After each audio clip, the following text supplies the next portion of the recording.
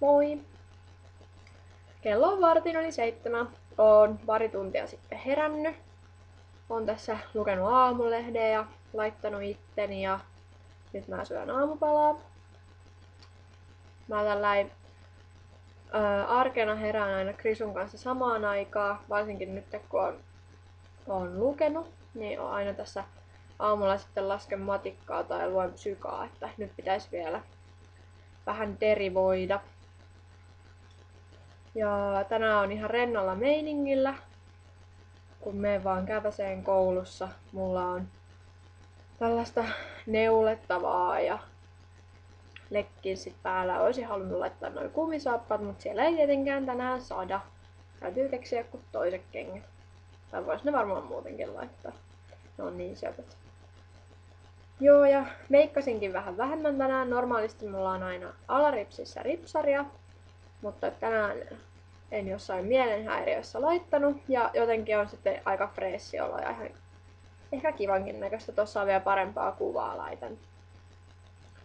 Ja mitäs sitten tänään vielä? Menen kirjastoon vielä lukeen psykaa. Koko mun viikonloppu menee psykan parissa, koska maanantaina on sitten tää kuuluisa 6 tunnin eväsretki tuolla koulun salissa.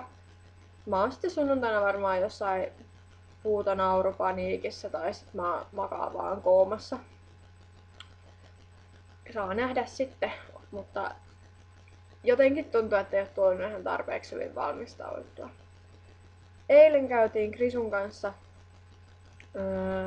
vähän kävelyllä ja voin kertoa, että mä olin pikkasen väsynyt sen jälkeen, kun Krisun kanssa lähtee vähän tonne kuntoileen, niin se on sitten kans kuntoilua, koska mä en meinannut kerta kaikkiaan pysyä sen perässä ja tänään olisi tarkoitus mennä uudestaan.